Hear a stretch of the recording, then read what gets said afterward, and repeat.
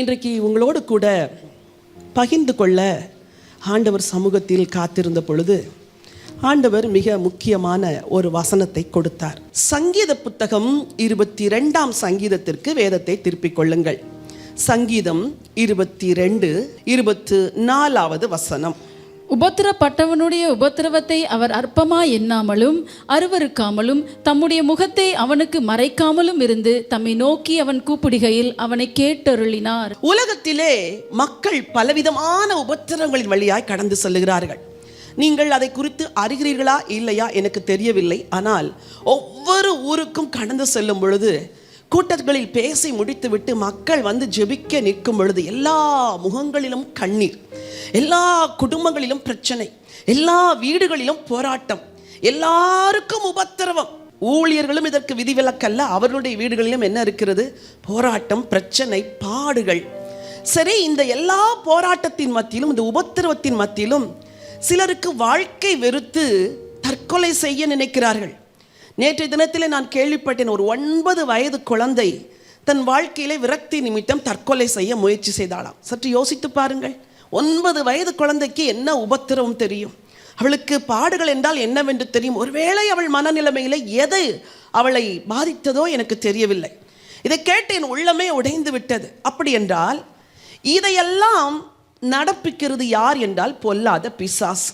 சத்துருவாகிய பிசாசு வாழ்க்கையின் நிகழ்வுகளை எல்லாரையும் வேறு விதத்தில் எடுக்க வைத்து, இது எல்லாருக்கும் நடக்காத ஒன்று, உனக்கு மட்டும்தான் நடந்து விட்டது, நீ ஏன் வாழுகிறாய் என்று மக்களுடைய இருதயத்தில் கலக்கத்தையும் திகிலையும் கொடுத்து மக்களை நித்திய நரகத்துக்கு நேராய் இழுக்கின்றான்.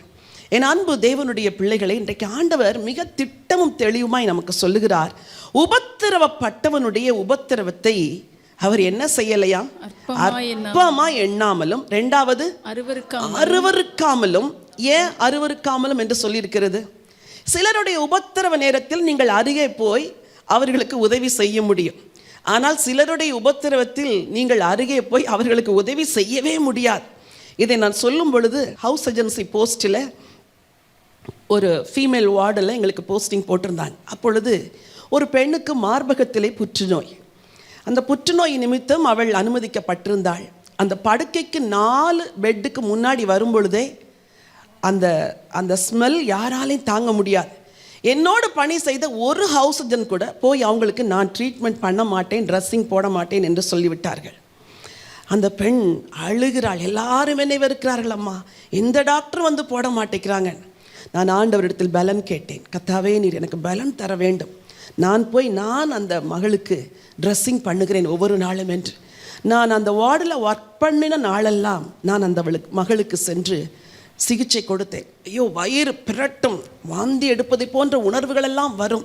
ஆனாலும் கிறிஸ்துவுடைய அன்பு என் இருதயத்தில் இருந்தபடினால் அந்த மகளுக்கு தைரியம் சொல்லி, ஆறுதல் சொல்லி, அந்த மகளை ரட்சிப்புக்குள் நடத்தி அந்த போஸ்டிங் முடியும் பொழுது அந்த வார்டை விட்டு கடந்து வந்தேன். அதன் பிறகு அவர்களுக்கு என்ன நடந்தது என்று எனக்கு தெரியவில்லை.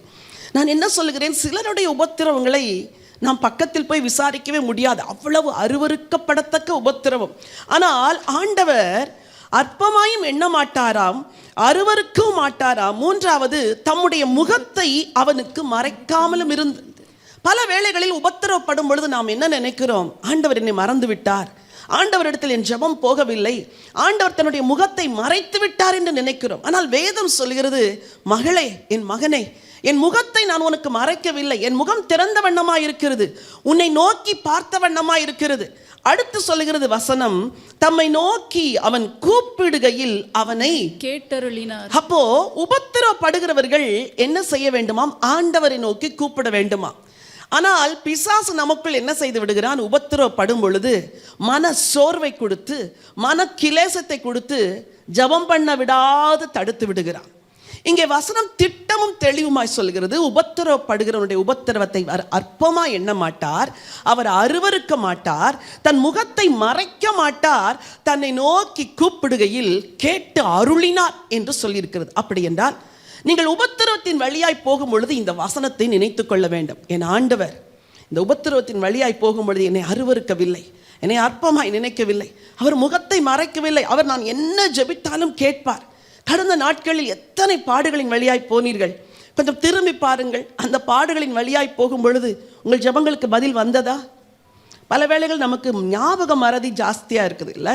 அப்போது ஆண்டவர் செஞ்சதை நினைக்கிறதே இல்லை. சில காரியங்களுக்காய் மணிக்கணக்காய், வாரக்கணக்காய், வருஷக்கணக்காய் ஜெபிக்கிறோம். ஆனால் பதில் வந்த பிறகு சில நிமிஷங்கள் நன்றி சொல்லிவிட்டு அடுத்த பிரச்சனையை என்ன செய்ய ஆரம்பித்து விடுகிறோம்? நினைக்க ஆரம்பிக்கிறோம். இதான் மனுஷ இயல்பு. சரி, தேவனுடைய வார்த்தை சொல்கிறது, உன் உபத்திரவத்திலே நான் உன்னை கேட்டருளுவேன். சரி, உபத்திரவம் ஏன் நம்முடைய வாழ்க்கையில் வருகிறது? உபத்திரவத்தினால் என்ன செய்ய ஆண்டவர் விரும்புகிறார்? உபத்திரவத்தை சந்திப்பது எப்படி, மேற்கொள்வது எப்படி? இங்கே வந்திருக்கிற உங்களுக்கு மட்டுமல்ல, வீட்டிலிருந்து என் வார்த்தையை கேட்கிறீர்களே, உங்களுக்கும் இந்த வார்த்தை தான். நீங்கள் உபத்திரவத்தின் நடுவிலே தானே அழுது கொண்டு உட்கார்ந்திருக்கிறீர்கள். இன்றைக்கு ஐயோ என் உபத்திரவம் பெரிது, யோபுவை போல நான் உபத்திரவப்படுகிறேன் என்று தானே ஜெபித்தீர்கள் காலையில். ஆண்டவர் உங்களுக்கு தான் பேச விரும்புகிறார். உபத்திரவம் என்பது முதலாவது தேவனுடைய திட்டத்தின் ஒரு பகுதி. சொல்லுங்கள், உபத்திரவம் என்பது காட்ஸ் பிளான்ல ஒரு பார்ட் தான் உபத்திரவம். It is plan of God.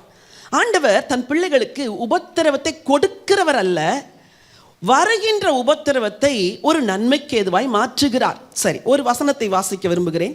ஆதியாகமத்தின் புத்தகம் 15ஆம் அதிகாரம் 13ஆம் வசனத்தை வாசியுங்கள். அப்பொழுது அவர் ஆபிரகாமை நோக்கி, உன் சந்ததியார் தங்களுடையதல்லாத அந்நிய தேசத்திலே பரதேசிகளாயிருந்து அத்தேசத்தாரை சேவிப்பார்கள் என்றும் அவர்களால் 400 வருஷம் உபத்திரவப்படுவார்கள் என்றும் நீ நிச்சயமாய் அறிய கடவாய். ஆண்டவர் ஆபிரகாமை பார்த்து சொல்றாரு, ஆபிரகாமே, நான் உன்னை ஆசீர்வதித்து உன்னை, இதெல்லாம் நமக்கு நல்லா தெரியும்ல, நான் உன்னோடு கூட இருப்பேன், உன்னை ஆசீர்வதிப்பேன், உன்னை பெரிய ஜாதியாக்குவேன், உன் பேரை பெருமைப்படுத்துவேன், இதெல்லாம் தெரியும். கூடவே உன்னை சொல்லிட்டாரு, உன் சந்ததியார் தங்களுடையது அல்லாத அந்நிய தேசத்திலே எத்தனை வருஷம் உபத்திரவப்படுவார்கள்? 400 வருஷம் உபத்திரவப்படுவார்கள். அப்புறம் வசனம் என்ன சொல்லுதுமா? அந்நிய தேசத்திலே பரதேசிகளா இருந்த தேசத்தாரை, அந்நிய தேசத்துல எப்படி இருப்பாங்களா? பரதேசி, ராஜாக்களா இருப்பாங்களா? நம்மை ராஜாக்களும் ஆசாரியர்களுமாய் மாற்றி இருக்கிறார். ஆனால் ஆண்டவருடைய பிள்ளைகளுக்கு அந்நிய தேசத்திலே பரதேசிகளா இருந்து அத்தேசத்தாரால் 400 வருஷம் உபத்திரவப்படுவார்கள் என்று சொன்னார். நான் சொல்ற வார்த்தையை இன்னைக்கு உங்க உள்ளத்துக்குள்ள நீங்க வாங்கணும். ஆமா, உபத்திரவம் இஸ்ரவேலருக்கு எத்தனை வருஷம் இருந்துச்சு? 400 long years. அது God allowed it. ஆண்டவர் அதை அனுமதித்தார் அவங்க வாழ்க்கையில. அந்த உபத்திரவத்தின் நாட்களில் தான் ஆண்டவருடைய அற்புதங்கள் பெருகிற்று. உபத்திரவத்தின் நாட்களில் மக்களும் பெருகினார்கள். இல்ல, இஸ்ரவேலர் எகிப்திலே பலுகி பெருகினார்கள் என்று வேதம் சொல்லுகிறது. ஜனங்களும் பெருகினார்கள், ஆண்டவருடைய அற்புதமும் பெருகியது அந்த உபத்திரவத்தின் நாட்களில். சரி, யோவான் எழுதின சுவிசேஷம் 16ஆம் அதிகாரம் 33 நாம் எல்லாரும் அறிந்திருந்த வசனம், உலகத்திலே உங்களுக்கு உபத்திரவம் உண்டு. இதை சொன்னது யாரு? ஆண்டவர் இயேசு. இயேசுன்னு சும்மா சொல்லக்கூடாது, ஆண்டவர் இயேசு. அப்போ ஆண்டவரே சொல்லிட்டாரு, உலகத்தில் உங்களுக்கு என்ன உண்டு? உபத்திரவம் உண்டு. அப்போ ஏன் ஆண்டவரே என்ன உபத்திரவப்படுத்துறீங்க அப்படின்னு நேற்று ஏன் ஜெபம் பண்ணீங்க? எனக்கு ஏன் ஆண்டவரே இந்த பாடு? போன வாரெல்லாம் அழுதிங்களே, எதுக்கு? ஆண்டவர் தான் சொல்றாரு, உலகத்தில் உனக்கு என்ன உண்டு?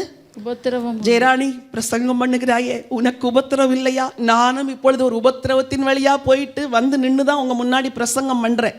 இந்த வார்த்தைகளை ஆயத்தம் பண்ணும்போது கேட்டேன், நல்ல தேவன்பா, அந்த பாதையின் வழியா போகவும் வச்சுட்டு அந்த பாதைகள் வழியை பெற்றுக்கொள்கிற அனுபவத்தை என்ன செய்ய வைக்கிறீங்க? பிரசங்கிக்க வைக்கிறீங்க. ஒருவேளை இப்படிலாம் பிரசங்கம் பண்ணணுன்ட்டு தான் என்ன இப்படிலாம் நடத்துறீங்களா என்று ஆண்டவரிடத்தில் நான் கேட்டேன். சரி, ஐ எம் ஸோ ஹாப்பி.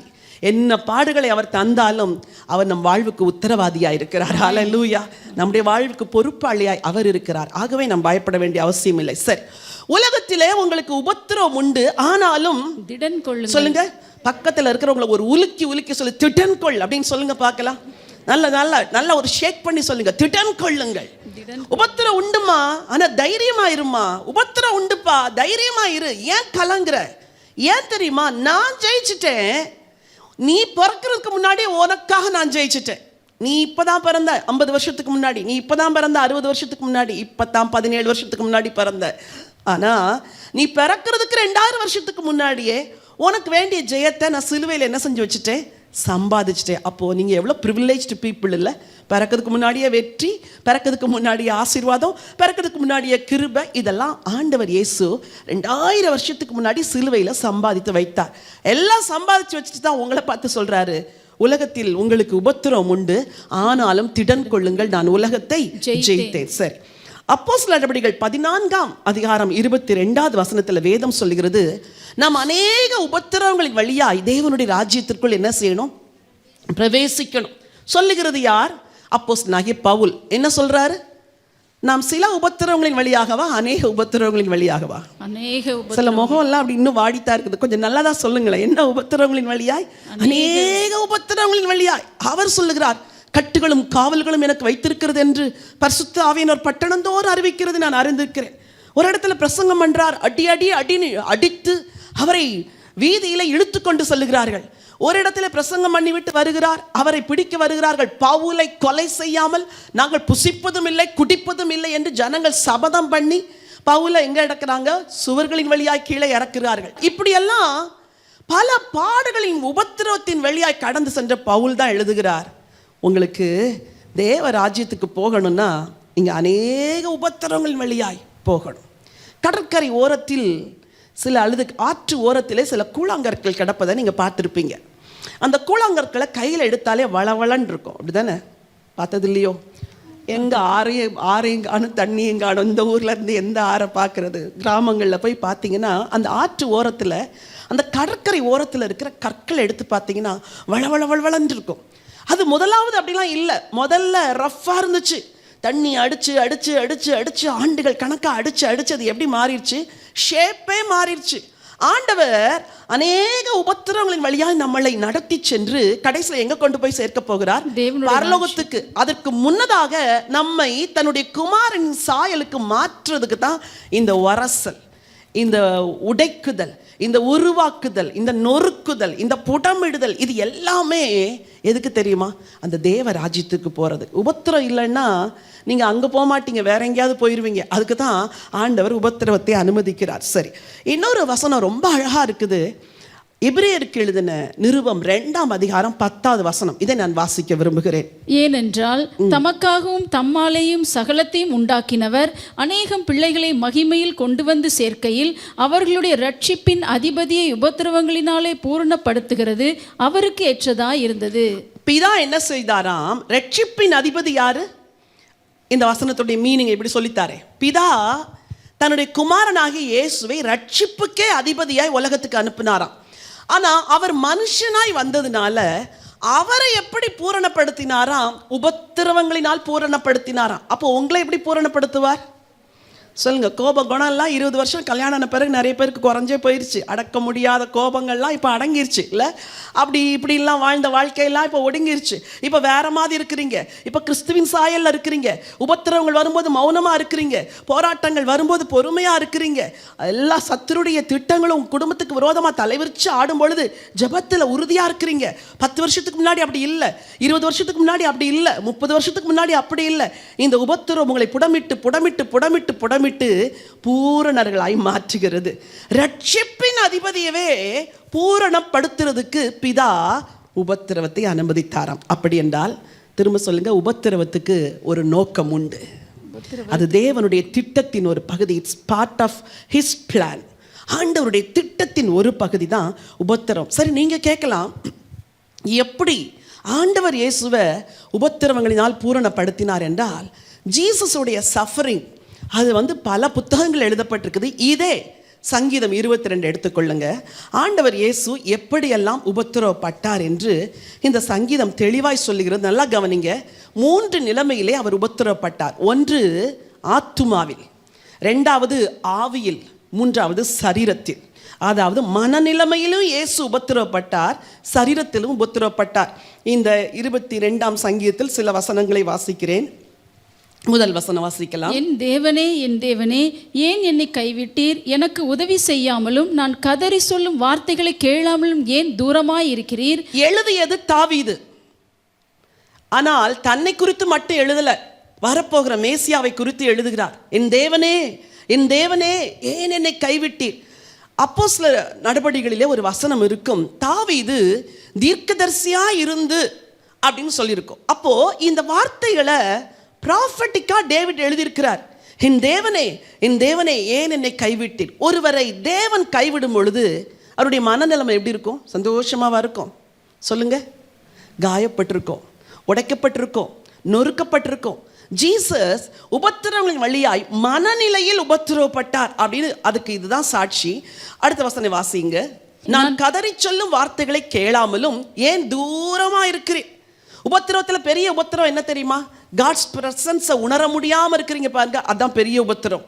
பிரச்சனை எல்லாம் பெருசா இருந்தா கூட ஆண்டவர் கூட இருக்கிறாருங்கிற ஒரு இமோஷனல் அஷூரன்ஸ் இருந்துச்சுன்னா நீங்க எந்த பிரச்சனையும் தாண்டி செல்வீங்க. ஆனா இங்க சங்கீதக்காரன் சொல்லுகிறார், ஏன் ஆண்டவரே தூரமா இருக்கிறீங்க? நான் உபத்திரப்படும் போது என் சத்தத்தை ஏன் கேட்கல? நான் கதறி சொல்ற வார்த்தையை ஏன் கேட்கல? அடுத்த வசனம், என் தேவனே, நான் பகலிலே கூப்பிடுகிறேன், உத்தரவு கொடீர். பகல்ல கூப்பிடுறேன், பதில் வரல. இரவிலே கூப்பிடுகிறேன், எனக்கு அமைதல் இல்லை. என்ன இல்லை?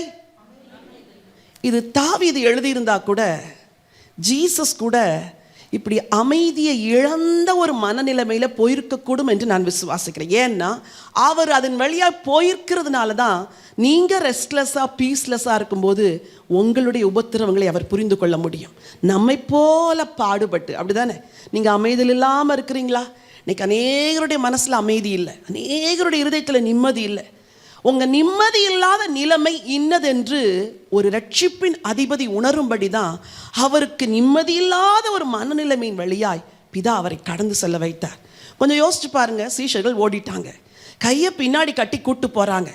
கூட இருக்கிறவங்களாம் ரோம போர்ச்சேவர்கள், தூஷணமா பேசுறாங்க, கெட்ட வார்த்தைகளை சொல்லி திட்டுறாங்க, வாரினால் அடிக்கிறாங்க, சவுக்கினால் அடிக்கிறாங்க, தலையில முள்முடி சூட்டுறாங்க. இதெல்லாம் கேட்டுக்கிட்டு இதெல்லாம் அனுபவிச்சுட்டு ஒருத்தர் அமைதலோடு இருக்க முடியுமா? சான்ஸே இல்லை. ஏன்னா அவர் தேவனாய் மட்டும் வரல, அவர் மனுஷ ரூபம் எடுத்து வந்தார். வசனம் சொல்லுது, எனக்கு அமைதல் இல்லை ஆண்டவரே, நான் உபத்திரவப்படுகிறேன். அடுத்த வசனம் வாசிங்கம்மா. இஸ்ரவேலின் துதிகளுக்குள் வாசமாயிருக்கிற தேவரீரே பரிசுத்தர். இவ்வளோ சூழ்நிலைகள் வழியா போனாலும் தேவனை துதிக்கிற துதி இடையில வருது. என் அன்பு தேவனுடைய பிள்ளைகளே, உங்க வாழ்க்கையில உங்களை பூரணப்படுத்துறதுக்கு தான் ஆண்டவர் உபத்திரவங்களை அனுமதிக்கிறார். சரி, 6 கூட வாசிக்கலாம். நானோ ஒரு புழு, மனுஷன் அல்ல, மனுஷரால் நிந்திக்கப்பட்டு. சொல்லுங்க, மனுஷரால் நிந்திக்கப்பட்டும் ஜனங்களால் அவமதிக்கப்பட்டும் இருக்கிறேன். இது உபத்திரமா இல்லையா? உங்க வீட்டில் உங்களை தூஷணமா பேசுறாங்க, செய்யாத தப்ப செஞ்சீங்கன்னு சொல்றாங்க, இல்ல செய்யாத காரியத்தை செஞ்சீங்கன்னு அவமதிக்கப்படும் பொழுது இருதயமெல்லாம் உடையும். இது இயேசு கடந்து சென்ற உபத்திரவம். அடுத்த வசனம், என்னை பார்க்கிறவர்கள் எல்லாரும் என்னை பரியாசம் பண்ணி உதட்டை பிதுக்கி தலையை துளுக்கி. ஜஸ்ட் இமேஜின், சிலுவையில தொங்கும் போது சிலுவை எங்கேயோ ஒரு உள்ள இன்டீரியரா உள்ள இடத்துல வைக்கப்படல, பப்ளிக் டிஸ்பிளே, எல்லாரும் பார்க்குற இடத்துல தான் இயேசு சிலுவையிலே தொங்கினார். அப்போ பார்க்குறவங்க எல்லாம் எல்லாரையும் ரட்சிப்பேன்னு சொன்னா தன்னைத்தானே ரட்சித்துக் கொள்ள தகுதியற்றவன், திராணியற்றவன், என்னென்ன தூஷண வார்த்தைகள் பேசுவாங்களோ அவ்வளவும் பேசிட்டு போனாங்க. இதை கேட்கிறவர் யார் தெரியுமா? ரட்சகர், முழு உலகத்தையும் படைத்த தேவனுடைய குமாரன். அவருக்கு உங்க நிந்தைகள் தெரியாதா?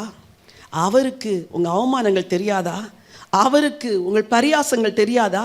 உங்களை பரிகசிக்கிற மக்களுடைய வார்த்தைகளின் வேதனை என்னதென்று அறிந்த ஒருவர் தான் சொல்லுகிறார், நீ என்னை நோக்கி கூப்பிடும் பொழுது நான் உனக்கு பதில் கொடுக்கிறேன். உன் உபத்திரவத்தை நான் அற்பமா நினைக்கல, உன் உபத்திரவத்தை நான் அருவருக்கல. நீ என்னை நோக்கி கதறும் பொழுது என் முகத்தை நான் மறைக்கல, உன் ஜெபத்தை நான் கேட்கிறேன் என்று சொல்லுகிற ஆண்டவரை தான் நீங்களும் நானும் சேவிக்கிறோம். ஹல்லேலூயா. சரி, அதே அதிகாரத்தில் கொஞ்சம் பின்னாடி வாசிங்க, 12வது வசனம். அநேகம் காளைகள் என்னை சூழ்ந்திருக்கிறது, பாசான் தேசத்து பலத்த எருதுகள் என்னை வளைந்து கொண்டது. இது என்ன காளைகளும் எருதுகளும்? இதெல்லாம் ரோம போர்ச்சேவகர்கள். அவங்களுக்கு நிச்சயமா அவங்களுக்கு ஒரு ஜிம்பாடி தான் இருந்திருக்கும்ல. என்ன ரோம போர்ச்சேவர்கள் கவர்மெண்ட் சாப்பாடை சாப்பிட்டுட்டு, அரசாங்க சாப்பாடை சாப்பிட்டுட்டு உடம்பெல்லாம் நல்ல ஸ்ட்ராங்கா இருந்திருக்கும். பைபிள்ல ஒரு வசனம், ஒருவன் ஒரு அறை அறைந்தான் அப்படின்னு போட்டிருக்குது இயேசுவை. அப்போ ஒரு போர்ச்சேவகன் அடிச்சா அது எவ்வளவு பயங்கரமா இருக்கும்ல. மற்றவங்க எல்லாம் அடிச்சாங்கன்னு சொல்லுது, சில காரி துப்பினார்கள் என்று சொல்லுது. சுற்றிலும் இருக்கிற பாசான் தேசத்து பலத்த எருதுகள், காளைகள், இதெல்லாம் அவரை சுற்றி பிசிக்கலா அவரை அபியூஸ் பண்ண ஒரு ரோம போர்ச்சேவர்களின் கூட்டம். அவர் சரீரத்திலும் மனநிலைமையிலும் உபத்திரவப்பட்டதுனால தான் உங்க உபத்திரவங்களை புரிந்து கொள்வதற்கு போதுமானவராக இருக்கிறார். பாசான் தேசத்து பலத்த எருதுகளினை வளைந்து கொண்டது. அடுத்த வசனம், பீறி கெர்ச்சிக்கிற சிங்கத்தை போல் என்மேல் தங்கள் வாயை திறக்கிறார்கள். எப்படி கடிச்சு கொதறணும் அப்படிதானே உங்களை நிறைய பேர் சுத்தில நிக்கிறாங்க. கடிச்சு விழுங்கிடணும்னு நினைக்கிற மக்கள் எவ்வளவு பேர்? எத்தனை பேருக்கு அப்படி உபத்திரங்கள் வழியா போறீங்களோ எனக்கு தெரியல. God knows. Jesus understands your feelings and your sufferings. வசனம் சொல்லுது, 15வது வசனம், என் பலன் என் பெலன் ஓட்டை போல் காய்ந்தது, என் நாவு மேல்வாயோட ஒட்டி கொண்டது, என்னை மரணத்தூளில் போடுகிறேன். அதாவது ஜீசஸ் 17 மணி நேரம் தண்ணியே குடிக்கல.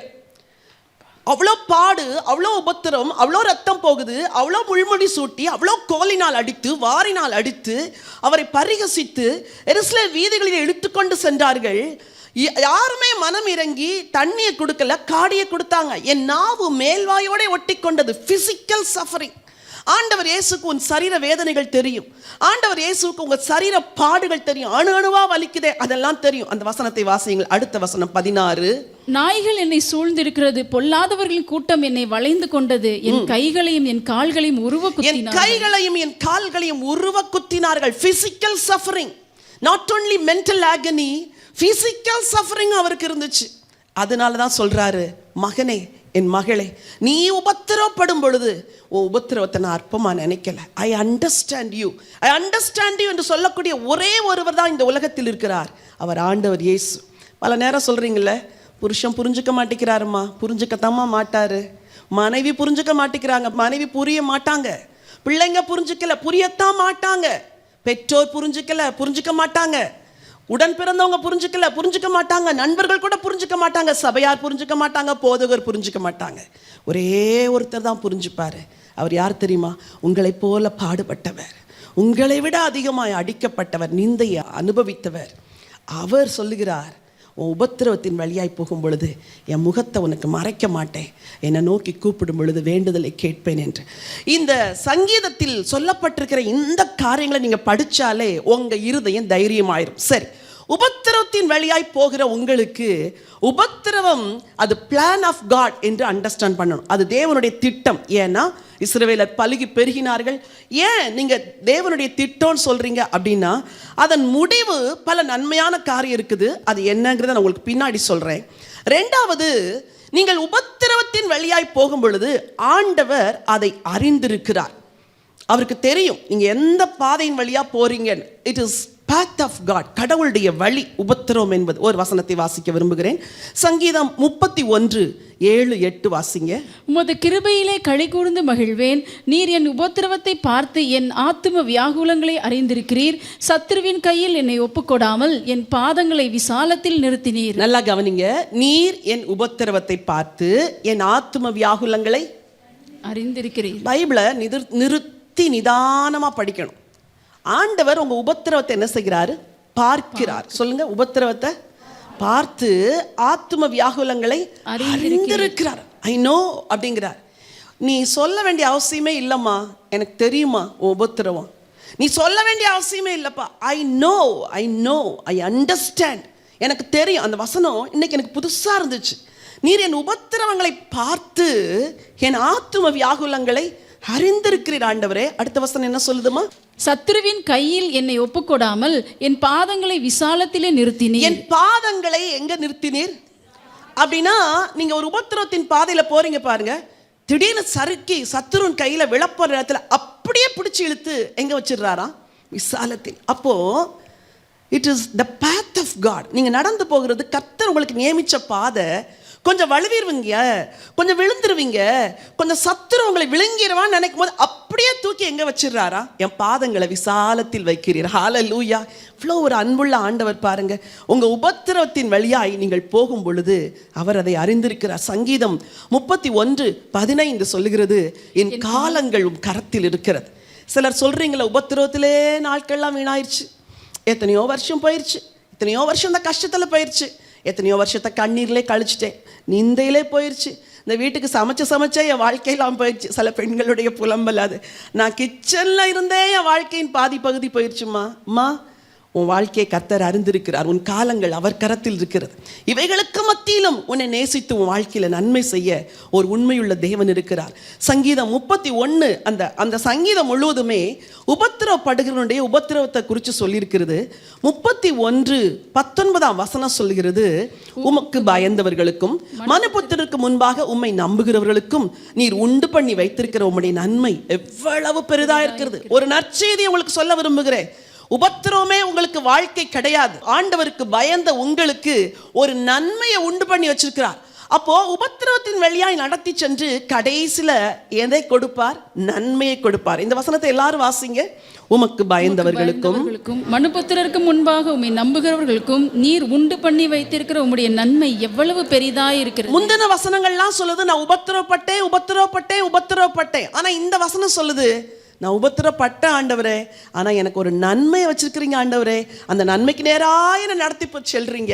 அந்த நன்மை எவ்வளோ பெருசா இருக்குது. கையை உயர்த்தி சொல்லுங்க, எனக்கு வச்சிருக்கிற நன்மை பெரிது ஆண்டவரே, நன்மை பெரிதா இருக்கிறது ஆண்டவரே.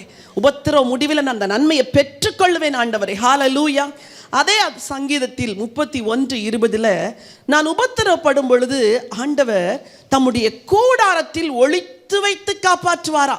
அதே சங்கீதம் 31:21 சொல்லுகிறது, கர்த்தர் அரணான நகரத்தில் எனக்கு தமது கிருபையை அதிசயமாய் விளங்க பண்ணினார்.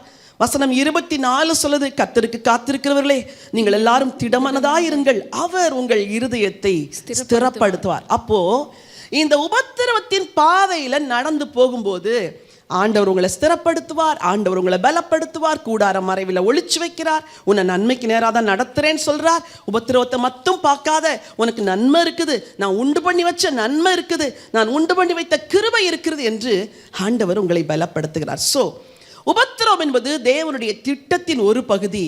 உபத்திரவம் என்பது தேவன் உங்களை நடத்துகிற பாதையின் ஒரு பகுதி. மூன்றாவது, இந்த உபத்திரவத்தில் ஆண்டவர் என்ன செய்வார்? சங்கீதம் 34:17-19 வாசிக்கலாம். நீதிமான்கள் கூப்பிடும்போது கர்த்தர் கேட்டு அவர்களை அவர்களுடைய எல்லா உபத்திரவங்களுக்கும் நீங்களாக்கி விடுகிறார். கவனிச்சிங்களா வசனத்தை? நீதிமான்களே, நீங்களாம் அதுக்கு நீதிமான்களுக்கு பெண்பால் என்னன்னு எனக்கு தெரியல, அது கூட நீதிமான் தான். சொல்லுங்க, நீதிமான்கள் கூப்பிடும்போது கர்த்தர் கேட்டு சொல்லுங்க. ஒரு நிமிஷம். நேற்று ஏன் சொன்னீங்க, ஏன் ஆண்டவரை என் ஜெபத்தை கேட்கலன்னு சண்டை போட்ட ஒரு சில ஆட்கள் அங்கே உட்காந்துருக்கிறீங்க. எவ்வளோ அழுற ஆண்டவரை, எவ்வளோ உபாசிக்கிறேன், என் ஜெபம் கேட்குறீங்களா? என் ஜெபம் கேட்கவே இல்லை. இன்னைக்கு உங்களுக்கு சொல்கிறேன், நீதிமானே, நீதிமானாகிய மகளே, நீ கூப்பிடும்போது உன் சத்தத்தை ஒரு தேவன் கேட்கிறார். ஹல்லேலூயா. நீதிமான்கள் கூப்பிடும் பொழுது கர்த்தர் கேட்டு, வாசிங்க, நீதிமான்கள் கூப்பிடும்போது கர்த்தர் கேட்டு அவர்களை அவர்களுடைய எல்லா உபத்திரவங்களுக்கும் நீங்களாக்கி விடு. அவர்களை அவர்களுடைய எல்லா உபத்திரவங்களுக்கும், சொல்லுங்க, எல்லா உபத்திரவங்களுக்கும் நீங்களாக்கி விட்டுவிக்கிறாரா. அப்போ உபத்திரவத்திலிருந்து நீங்க விடுதலை அடையணும்னா, அல்லது உபத்திரவத்தின் மத்தியில தேவன் தன்னுடைய வல்லமையை விளங்க பண்ணணும்னா, நீதிமான்களே நீங்க தேவனை நோக்கி கூப்பிடணும். தேவனை நோக்கி கூப்பிடணும். ஆண்டவரே, இந்த உபத்திரவத்தில் நான் சோர்ந்து போக மாட்டேன் ஆண்டவரே, நான் கூப்பிட்டாதான் உங்க வல்லமை விளங்கும், நான் கூப்பிட்டாதான் நாங்கள் விடுதலை தருவீங்க, நான் கூப்பிட்டாதான் நீங்க எனக்கு இந்த உபத்திரவத்திலிருந்து விடுதலை தந்து என்னை நீங்களாக்கி சந்தோஷத்துக்குள்ள கொண்டு போவீங்க, நன்மையை செய்வீங்க. ஆகவே உபத்திரவத்தின் மத்தியில் செய்ய வேண்டிய ஒன்றே ஒன்று, கர்த்தரை நோக்கி கூப்பிட வேண்டும், கர்த்தரை நோக்கி கூப்பிட வேண்டும். சரி, இதே 31 சங்கீதம் 22 வாசிங்க. உம்முடைய கண்களுக்கு முன்பாக இராதபடிக்கு வெட்டுண்டேன் என்று நான் என் மன கலக்கத்திலே சொன்னேன், ஆனாலும் நான் உம்மை நோக்கி கூப்பிட்ட போது என் விண்ணப்பங்களின் சத்தத்தை கேட்டீர். கலக்கத்தில் சொல்லிட்டு அவ்வளோதான் போச்சு. சிலர் வாயிலிருந்து நல்ல வார்த்தையே வராது தெரியுமா? போச்சுங்க, எல்லாம் போச்சுங்க, ஏதோ தொழில துவங்கினேன் பாருங்க, இருந்ததெல்லாம் நஷ்டமாச்சுன்னு சொல்லாது. நீங்க எதை சொல்றீங்களோ அதான் நடக்கும். நான் என் மனக்கலக்கத்தில் விட்டுண்டேன் என்று சொன்னேன் ஆண்டவரே, அவ்வளோதான், முடிஞ்சு போச்சுன்னு சொல்லிட்டேன். முடிஞ்சு போச்சுன்னு ஒரு நாளும் சொல்லாதீங்க. நான் எப்பவுமே சொல்லுவேன், இல்லைங்கிற வார்த்தையை வாயிலேருந்து என்ன செய்யக்கூடாது? வரக்கூடாது. இல்லைன்னே சொல்லக்கூடாது, வரும், தருவார்.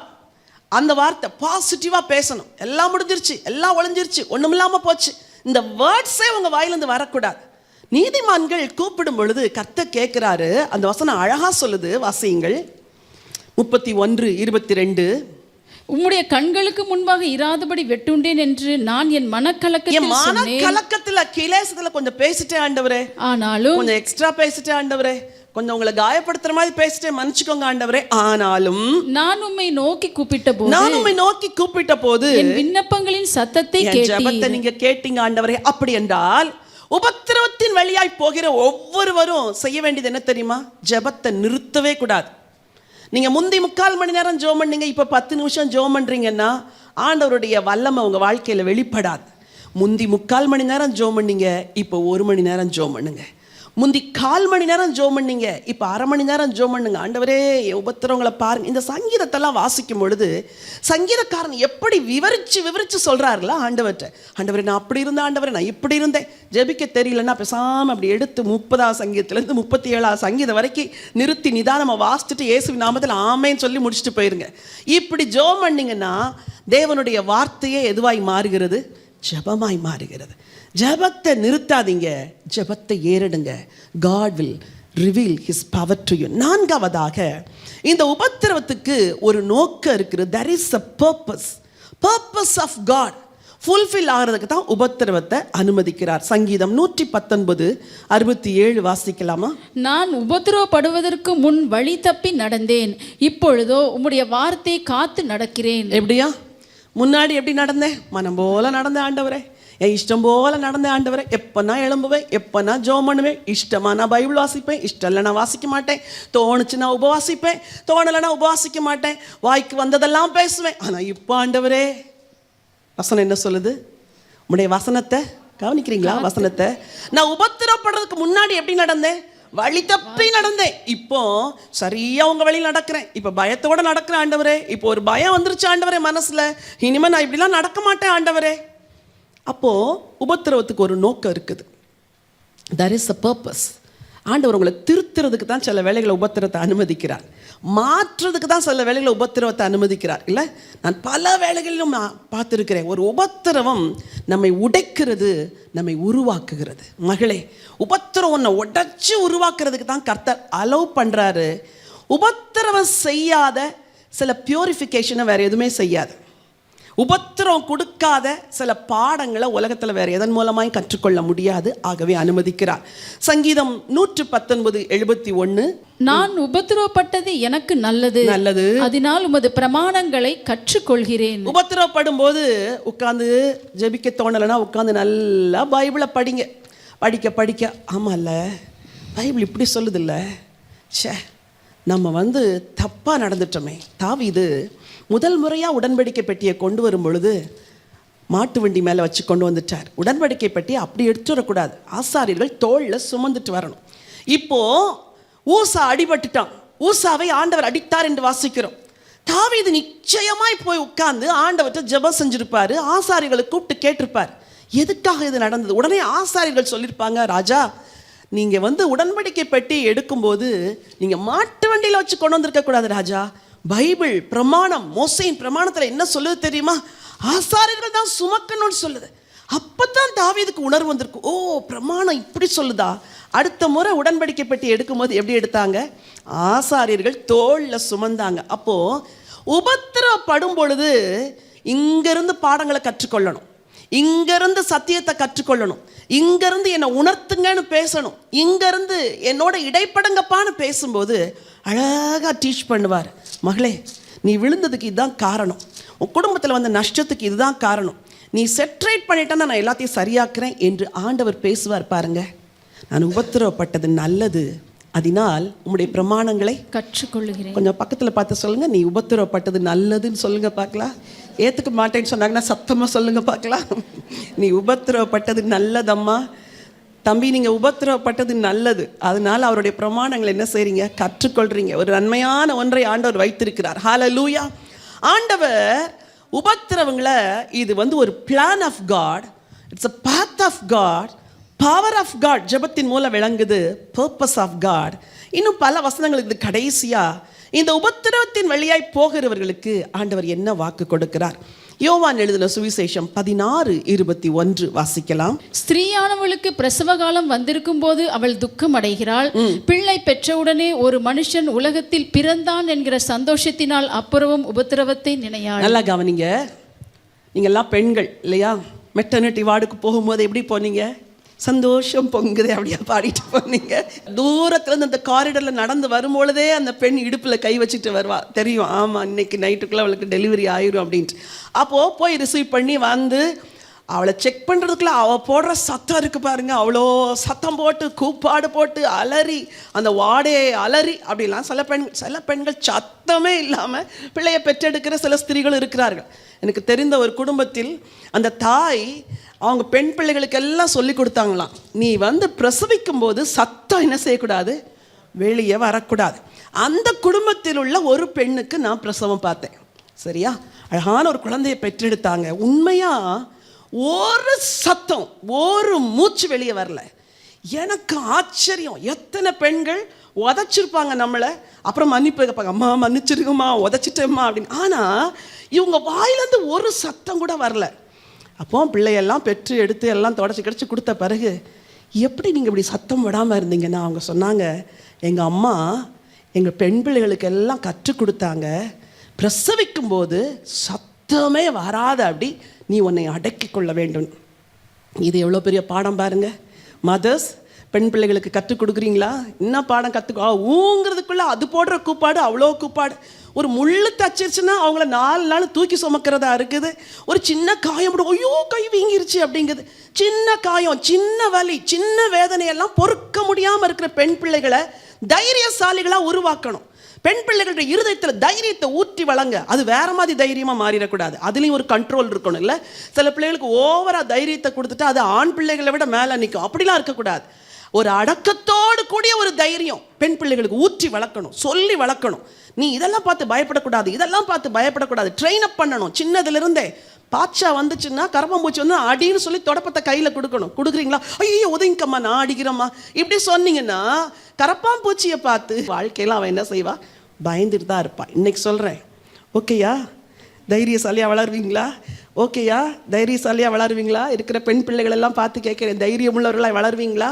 கர்த்தர் கூட இருப்பார், உங்களை பலப்படுத்துவார். சரி, வசனம் சொல்லுது, ஆண்டவரே அந்த வசனத்தை திரும்ப வாசிமா. ஸ்திரீயானவளுக்கு பிரசவ காலம் வந்திருக்கும் போது அவள் துக்கம் அடைகிறாள். அவள் என்ன செய்யறா?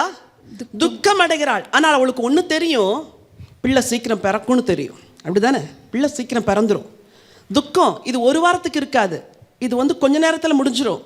ஒரு நாள் மிஞ்சி போனால் ஒரு நாள், சிலருக்கு மிஞ்சி போனால் 2 நாள், 2 நாளெல்லாம் போகாது.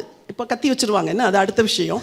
அப்போது இது கொஞ்ச காலம்தான், இது கொஞ்ச காலம்தான். ஸ்திரீயானவளுக்கு பிரசவ வேதனை வரும் பொழுது துக்கப்படுகிறாள். ஆனால் பிள்ளை பெற்ற உடனே ஒரு மனுஷன் உலகத்தில் பிறந்தான் என்கிற சந்தோஷம், பிறந்த உடனே என்னது சந்தோஷம். ஹல்லேலூயா. உபத்திரவம் முடியும் பொழுது உங்களுக்கு என்ன பரிசு இருக்கு தெரியுமா? சந்தோஷம், ஜாய், சந்தோஷம். சந்தோஷத்தினால் அப்புறம் உபத்திரவத்தை நினையாள். இன்னைக்கு டைரக்டாக கேட்குறேன், நீங்கள் யாராவது உங்கள் முதல் பிள்ளையை பெற்ற போது வேதனை இப்போ நினச்சிட்டு இருக்கிறீங்களா? இல்லை, பிள்ளை எவ்வளோ அழகாக ஹேண்ட்ஸமாக வளர்ந்து நிற்கிறான், பொண்ணு என்ன அழகாக நிற்கிறா, அதைத்தான் பார்க்குறீங்களே ஒழிய பெற்றெடுத்த போது உள்ள வேதனையை எந்த தாயும் பின்னாடி நினைக்கிறதே இல்லை. ஏன்னா அது டெம்ப்ரவரி. இன்னைக்கு உங்களுக்கு சொல்லித்தாரேன், பிள்ளை பிறந்தவுடன் சந்தோஷத்தினால் உபத்திரவத்தை நினையாள் என்ற அந்த வார்த்தையின்படியே ஆண்டவருடைய வாக்கு தத்துவம் உங்கள் வாழ்க்கையில் என்ன தெரியுமா? உனக்கு இப்போ உபத்திரம் இருக்குது, சீக்கிரம் சந்தோஷம் வரப்போகுது, அப்புறம் துக்கத்தையே மறந்துடுவேன். ஹல்லேலூயா. அப்போ உபத்திரவத்தின் மத்தியில் போகும் பொழுது ஆண்டவருடைய வாக்கு தத்தங்களை நினைக்கணும், ஆண்டவருடைய ப்ராமிஸை ஹோல்ட் பண்ணிக்கணும், ஆண்டவருடைய வசனம் இல்லை ஆண்டவரே இதெல்லாம் ஒரு ஷார்ட் பீரியட் தான் ஆண்டவரே. அதே போல் அப்போஸ்தலர் நடவடிக்கைகள் 14:22 நம்ம வாசித்தோம், நம்ம அநேக உபத்திரவங்களின் வழியாய் தேவனுடைய ராஜ்யத்தை போய் சேரணும். ஸோ உபத்திரம் வரும்பொழுது நீங்கள் இன்னொன்று என்ன தெரியுமா நினைக்கணும்? நான் பரலோகத்துக்கு போகிறதுக்கு தான் ஆண்டவர் அனுமதிக்கிறார். நல்லது ஆண்டவரே, எங்கெங்கே செதுக்கணுமோ, எங்கெங்கே உரசணுமோ, எங்கெங்கே வெட்டணுமோ, எங்கெங்கே கிளை நறுக்கணுமோ, எங்கெங்கே களை பிடுங்கணுமோ எல்லாம் செஞ்சுருங்க ஆண்டவரே, பாலிஷ் பண்ணிருங்க ஆண்டவரே, நான் எப்படியாவது பரலோகம் வந்துடணும் ஆண்டவரே. So benefit, blessing of tribulation என்ன தெரியுமா? உங்களை எங்கே கொண்டு போகிறாரு? பரலோகத்துக்கு. ஓட்ட உடசலெல்லாம் ஆண்டவர் பரலோகத்துக்கு எடுத்துகிட்டு போகவே மாட்டார். திருடன் வருகிறானே வீட்டில், எதை திருட வருகிறான்? அப்படியே வெளியே இருக்கிற தொடப்பம், அப்புறம் போட்டிருக்க டோர் மேட்டு, கிச்சனில் நீங்கள் போட்டிருக்கிற கறித்துணி, இதெல்லாம் தூக்கிறதுக்காக திருடன் வரான்.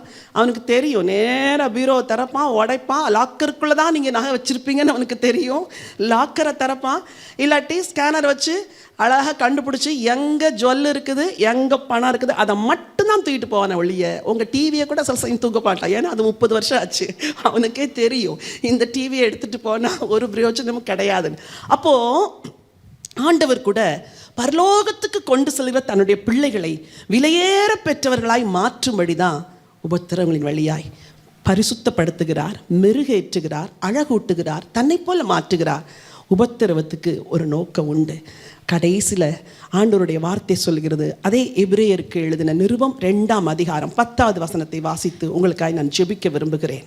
ஏனென்றால் தமக்காகவும் தம்மாலேயும் சகலத்தையும் உண்டாக்கினவர் அநேகம் பிள்ளைகளை மகிமையில் கொண்டு வந்து சேர்க்கையில் அவர்களுடைய ரட்சிப்பின் அதிபதியை உபத்திரவங்களினாலே பூரணப்படுத்துகிறது. அவருடைய ரட்சிப்பின் அதிபதியை உபத்திரவங்களினாலே என்ன செய்கிறாராம்? பூரணப்படுத்துகிறார். 10 வருஷத்துக்கு முன்னாடி இருந்ததை விட இப்போ குணப்பட்டிருக்கிறீங்களா? குணப்பட்டிருக்கிறீங்களா?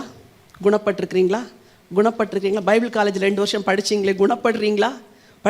குணப்படுறீங்களா? அப்போது ஆண்டவர் நம்மளை உபத்திரவத்தின் வழியாய் நடத்தி சென்று என்ன செய்கிறார்? பூரணப்படுத்துகிறார், இயேசுவை போல மாற்றுகிறார். அப்போஸ்தலனாகிய பவுல் ஊழிய பாதையில் பல உபத்திரவங்கள் ஆண்டவர் அனுமதித்தார் அவருக்கு. சில வசனங்களை வாசிக்க விரும்புகிறேன். 2 கொரிந்தியர் 1ஆம் அதிகாரம் 8வது வசனத்தை வாசிங்களா.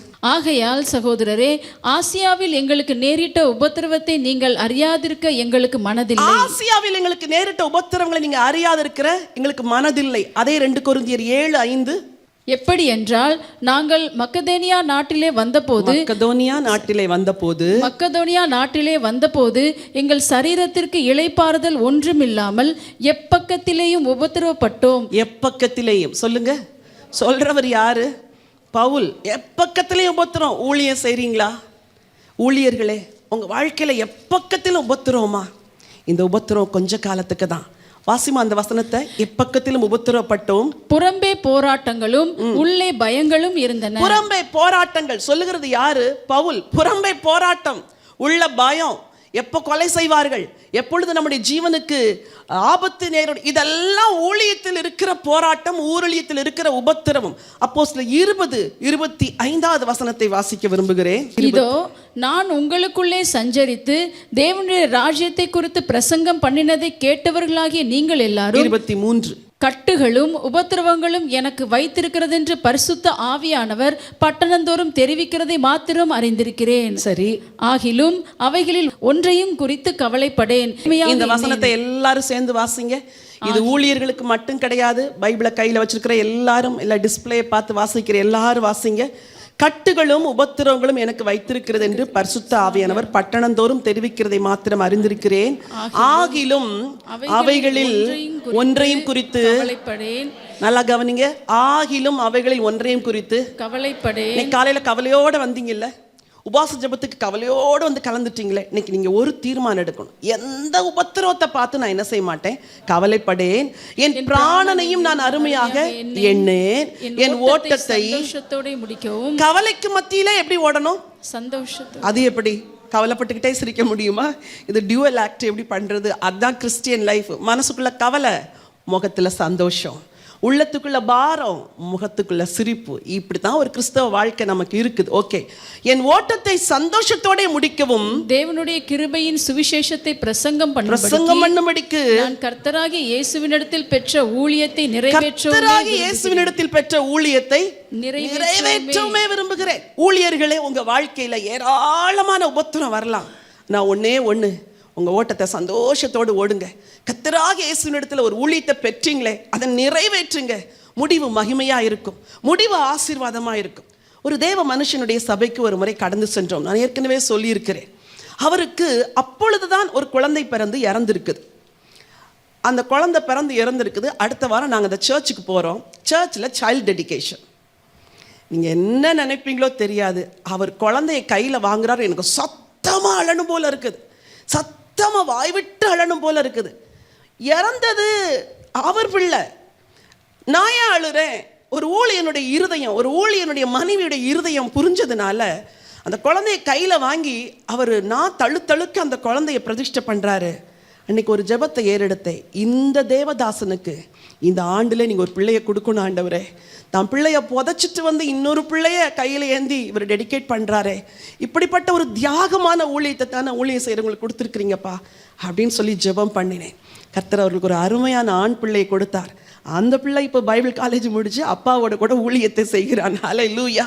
இப்படித்தான் கொஞ்ச காலத்தில் இருக்கிற கஷ்டங்கள் எல்லாம் ஆண்டவர் மாற்றி உங்களுக்கு சந்தோஷத்தை தருவார். என் ஓட்டத்தை சந்தோஷத்தோடு ஓடு முடிக்கவும் கர்த்தராகிய இயேசு கிறிஸ்துவினுடைய பெற்ற ஊழியத்தை நிறைவேற்றமே விரும்புகிறேன்.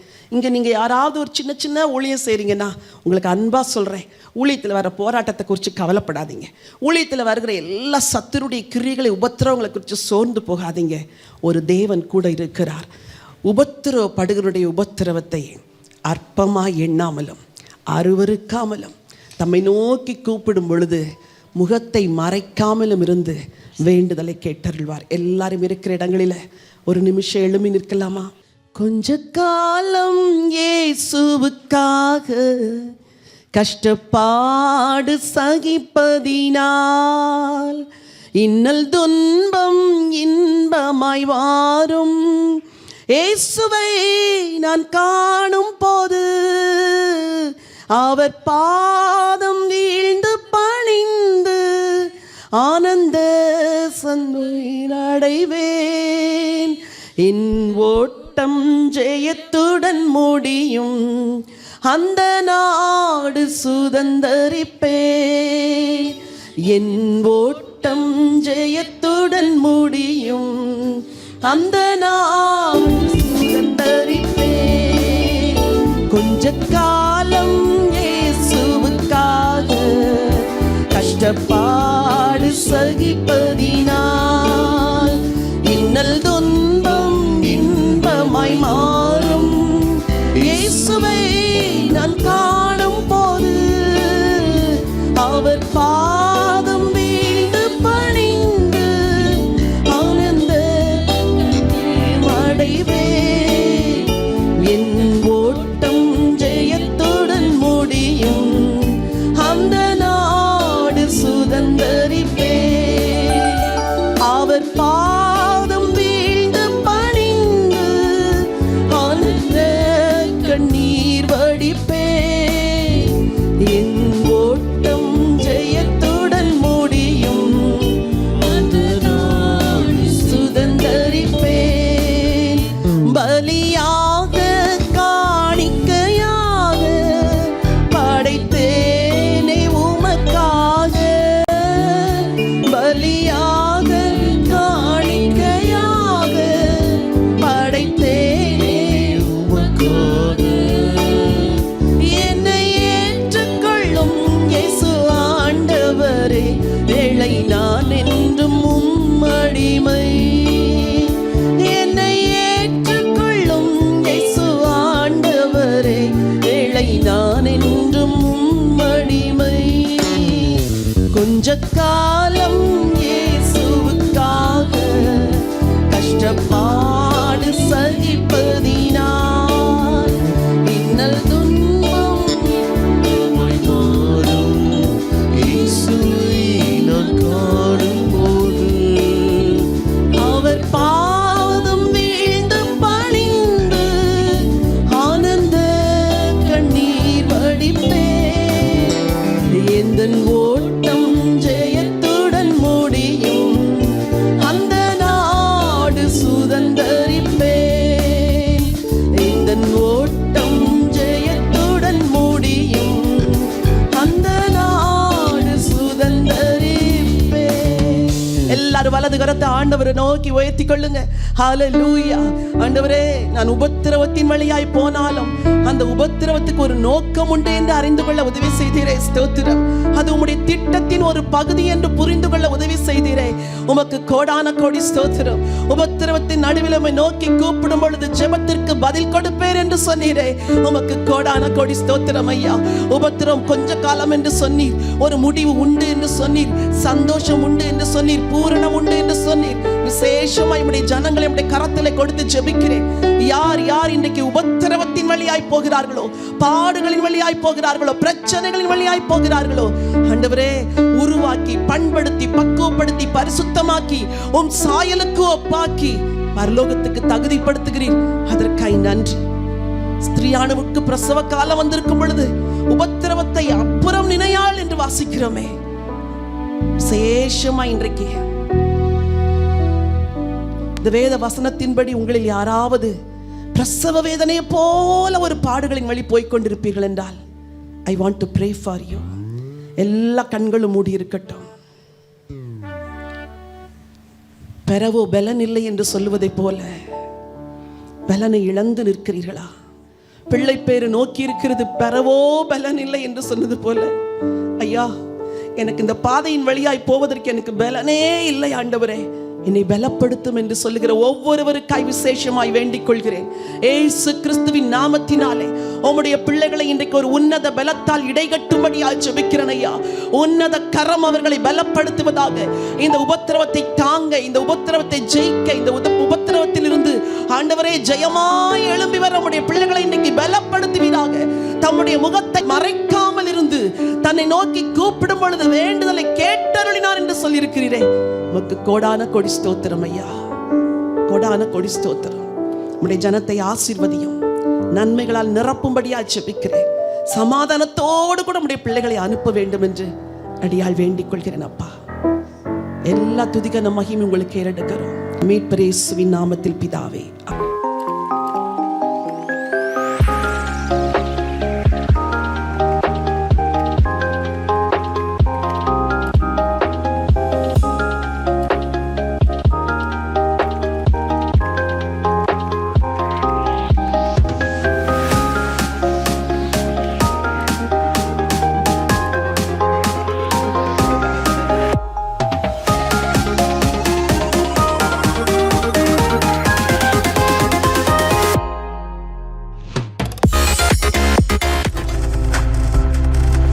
நீங்கள் பார்த்து கொண்டிருப்பது உங்கள் ஜாய் டிவி. உங்கள் துக்கம் சந்தோஷமாய் மாறும்.